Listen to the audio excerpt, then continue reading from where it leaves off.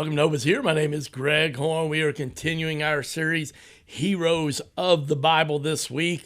We looked earlier this week at Joseph. A couple weeks ago, we looked, actually 3 weeks ago now, looked at Moses. Then we looked at Abraham. And then we had a wonderful guest, Jamie Holker, author of a tremendous women's Bible study called Esteemed.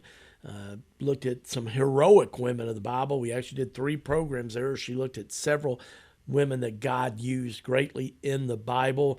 Some you might be familiar with, a couple that I wasn't really that familiar with. And I hope you missed any of these programs, that you'll go to our website, hopeisheretoday.org.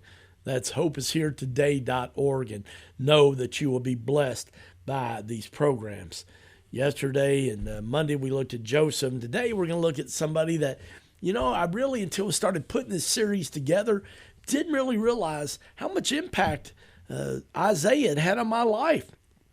Some of my favorite Bible verses, just some really strong verses that have helped me through the 60 years of my life, and over 40 of those being a follower of Jesus. Just really, I was like, wow, I forgot. Yeah, Isaiah said that. And, the fact of the matter is Isaiah is one of the most significant prophets in the Bible. Often he's called the prophet of salvation because his book points more clearly to Jesus than any other Old Testament writer. Isaiah was a major prophet in the Old Testament. He wrote the book of Isaiah, 66 chapters, that mirror the 66 books of the Bible. 39 chapters were on judgment, but 27 were actually chapters of hope and salvation. Just to give you a little background on Isaiah, he served as a prophet in Judah, which was in the southern part of Israel.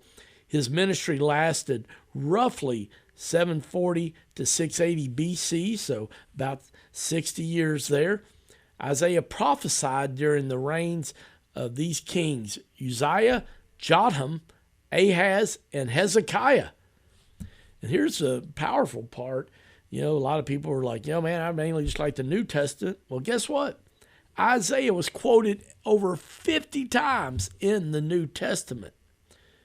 Isaiah spoke on several things: judgment of sin, hope for restoration, which I love that, God's holiness, and the coming Messiah, a suffering servant with a clear prophecy of Jesus. And he talked about the future new heavens and new earth that we all one day as followers of Jesus will get to experience. There was 5 different prophecies about Jesus. One talked about the virgin birth in Isaiah chapter 7, verse 14. Talked about Jesus' ministry in Galilee, Isaiah chapter 9, verses 1 through 2. It reminded us that he was a wonderful counselor. He's a mighty God, from one of my favorite Bible verses. You've heard us talk about that often back in December, Isaiah chapter 9, verse 6. Talked about Jesus as a suffering servant and the upcoming crucifixion in Isaiah chapter 53. And then it talked about the good news in Isaiah chapter 61. Isaiah was courageous in confronting kings. He was also really deeply sensitive to God's holiness. And friends, he was faithful when the culture turned away from God. Man, we see that a lot today in the world we live in, don't we? He was a man of vision and poetic brilliance. What a gifted writer he was, a communicator. Jewish tradition says Isaiah died by being sawn in two under King Manasseh because of his preaching. We believe this is referenced possibly in Hebrews chapter 11, verse 37. So just to kind of summarize Isaiah, he was a prophet who saw the holiness of God. He was a messenger of both judgment and hope, kind of like we talked about. Sometimes, you need truth. Sometimes you need grace. Quite often we need a little bit of both. I do most every day. A little bit of truth, a little bit of grace. And so Isaiah was kind of like that. He was a clear foreteller of Jesus' birth, his life, and the sacrifice of his one and only life. And Isaiah was, last but not least, one of the most influential voices in all of the Bible. I'll share just a few verses from Isaiah, why he's one of the heroes of the Bible to me that I really love. Isaiah chapter 26, verses 3 and 4 says, "You will keep in perfect peace all who trust in you, all whose thoughts are fixed on you. Trust in the Lord always, for the Lord God is the eternal rock." Isaiah chapter 43, verses 18 and 19. "But forget all that. It is nothing compared to what I'm going to do, for I'm about to do something new. See, I have already begun. Do you not see it? I will make a pathway through the wilderness. I will create rivers in the dry wasteland." Oh, friends, that could be your verse for 2026 here. I know that we're already getting into, late January, but you know what, friends? Hey, man, here's the deal. God is still making a pathway through the wilderness. He creates rivers in the dry wasteland. He's done it in my life several times, friends. And here's the beautiful part about it. If you will stay faithful, I want to remind you, the Bible tells us we walk by faith and not by sight. Okay? Then when you get your miracle, when you get your breakthrough, you can realize it didn't come from you. It came from God. He's the one that made a pathway through the wilderness. He's the one that created rivers in the dry wasteland like it talks about in verse 19 in Isaiah chapter 43. A verse that I love, that when sometimes life just doesn't make sense and it's really painful, I have to go back to Isaiah chapter 55, verses 8 and 9. It says, "For my thoughts are not your thoughts, and neither are your ways my ways, declares the Lord. As the heavens are higher than the earth, so are my ways higher than your ways, and my thoughts higher than your thoughts." I can remember my hero, Wayne Smith, founding pastor of Southland Christian Church over 30 years ago, sharing that when I was in college. And, man, it's just so powerful. I'm almost 40 years ago now. Hard to believe. Time flies, doesn't it? I remember him and me would share a story about a family going just through a tragic, unfortunate, unexpected death of a child, and families dealing with people in addiction, and families that have a child in prison.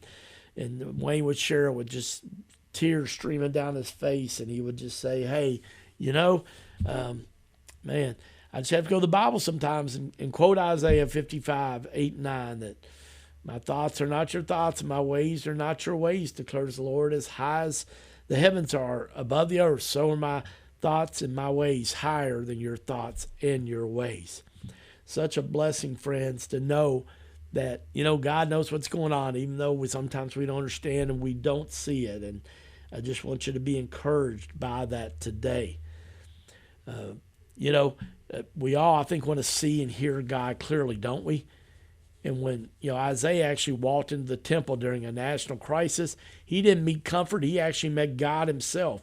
His vision became the turning point, not just of his ministry, but of an entire nation.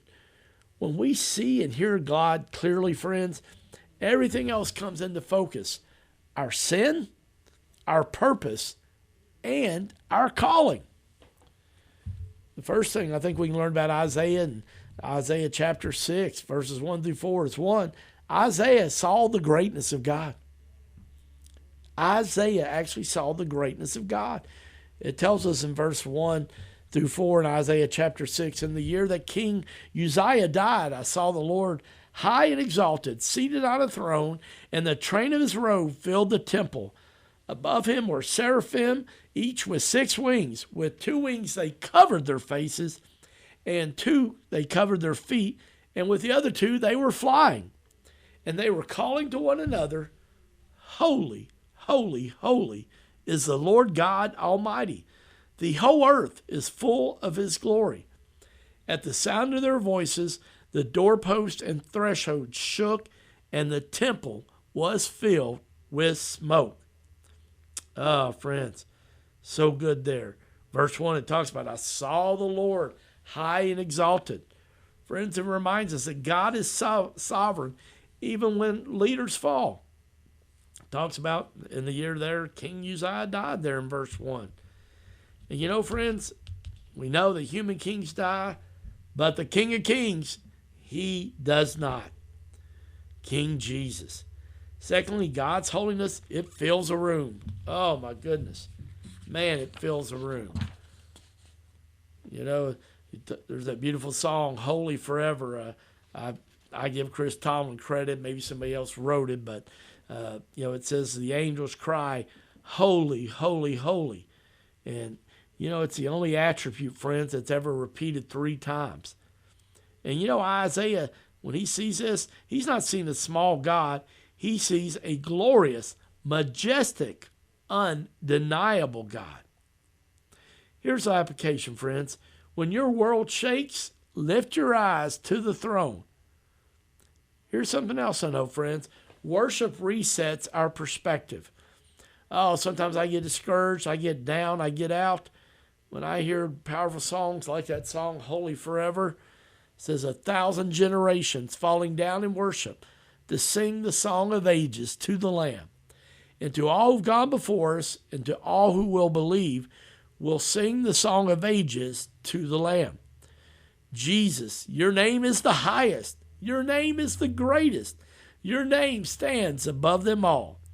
All thrones and dominions, all powers and position, your name stands above them all. And the angels cry, holy. All creation cries, holy. You are lifted high, holy, holy forever. Oh, friends, I love that. It's so powerful from that beautiful song, Holy Forever. Secondly, about Isaiah, from Isaiah chapter 6, Isaiah actually saw the brokenness of himself. Isaiah saw the brokenness of himself. In verse 5 in chapter 6 of Isaiah, it says, Woe to me, I cried. I am ruined, for I am a man of unclean lips, and I live among a people of unclean lips, and my eyes have seen the King, the Lord Almighty. Friends, Isaiah's reaction was, woe is me. After seeing God and worshiping there, he said, I love it that, Isaiah doesn't excuse himself. He doesn't compare himself to others. Okay? He just says, woe is me.